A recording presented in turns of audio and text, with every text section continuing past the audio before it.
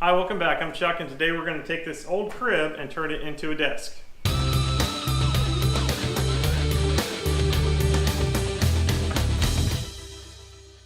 My friend Brandy has this crib from when her daughter Kylie was younger. Now the back is being used as the headboard for her bed now, but we are going to take the remaining pieces and turn it into a desk. Part of the problem with it is these are going to be the sides, and this, which is typically the front, is going to be the back, but it doesn't go all the way to the ground. We are going to need to cut some legs out of a different piece of wood. We're going to use 2x2s to do that. Let's go ahead and get started doing that. The 2x2 piece that we're going to make is going to be sitting in here, but it needs to go all the way to the floor to match this one. So we need to figure out the distance between the bottom of the side and add that to this portion on the leg, and that's going to give us our length. 32 3/4 plus 4 3/4. So 37.5. We'll cut two pieces of 2x2 to 37.5. The stop block on my miter saw doesn't go beyond 36 inches, so I'm going to measure out 37.5. Make a mark with a speed square and do the cut. Let's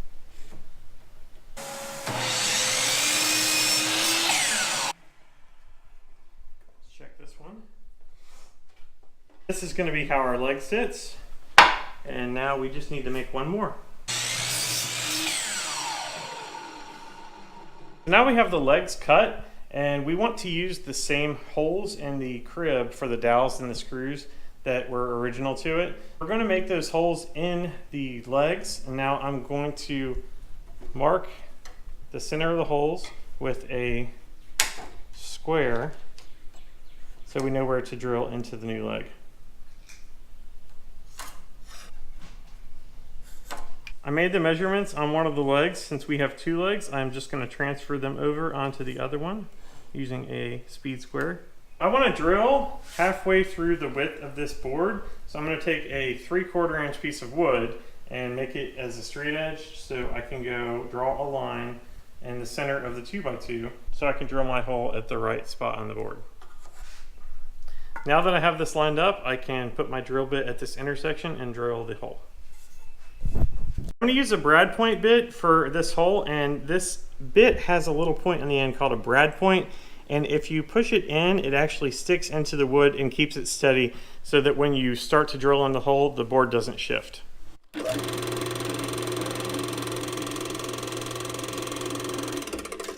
For the dowel hole, I need to make it about 1 inch deep and not go all the way through the board because this dowel is sticking out just under 1 inch. It's like 15/16 of an inch. So I don't want to go all the way through. So I'm just going to set up my stop on my drill press to go about 1 inch deep.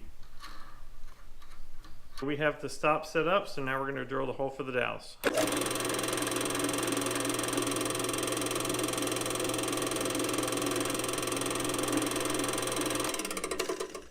We finished the legs and we have done a dry fit. Everything fits together.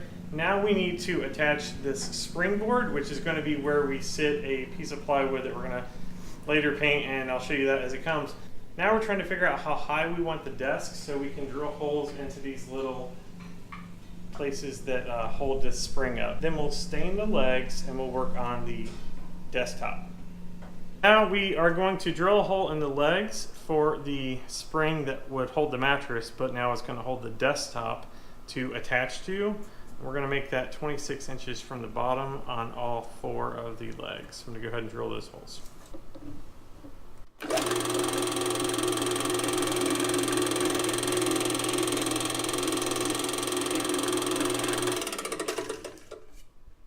So I'm unable to put this, well, it's not convenient to put this whole side up on the drill press, so I'm just going to drill the holes with the drill at 26 inches after I measure it.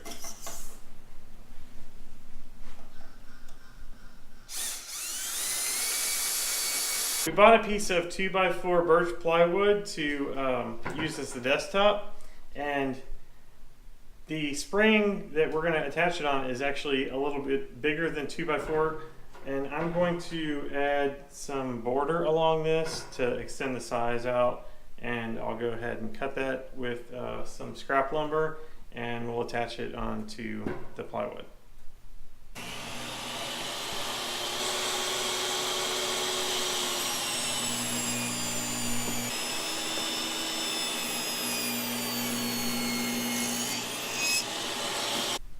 attach this to the sides, extend out the sides about an inch, and we'll cut this to length at the miter saw.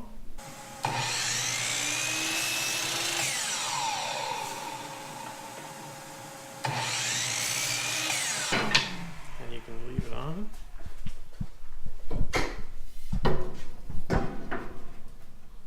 Look at that. Fits like a glove. Now we're going to do the same thing for the back, and I'm actually going to create the piece to where it covers the back of these two.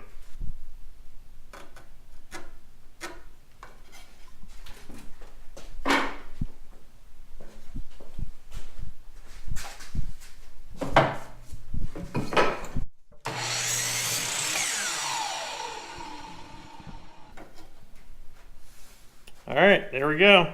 It's going to work. We're going to attach the trim pieces to the desktop with pocket screws, and now I'm going to add pocket holes to the desktop. So the Craig Foreman works by sitting the board on top, and actually when you pull this lever down, it creates a pocket hole underneath. Pretty awesome.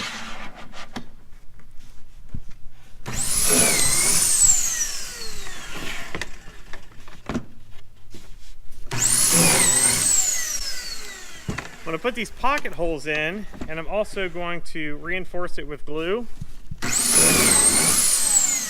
And the pocket screws will keep it held in place for the glue to dry. And then glue will hold everything together also.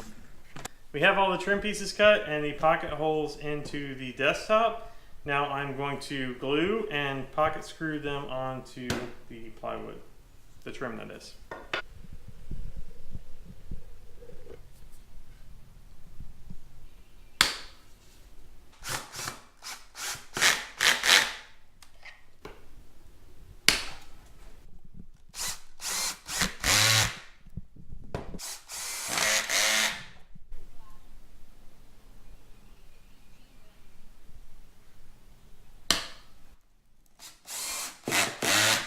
I got all the trim pieces on. This is what it looks like. I actually put a lip on the front as trim, and this is the correct size. So we're going to paint this with a chalkboard paint, and then we're going to go ahead and put the rest of it together and see what it looks like.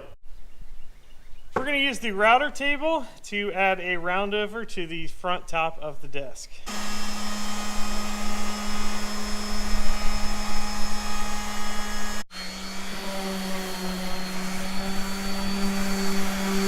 My daughter's being obnoxious, and next step is to put some chalkboard paint on here so we can have the top of the desk double as a chalkboard.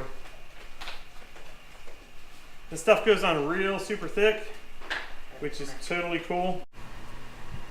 When we put on the desktop after we finish painting it, and this project's pretty much done. So, Kylie, what do you think?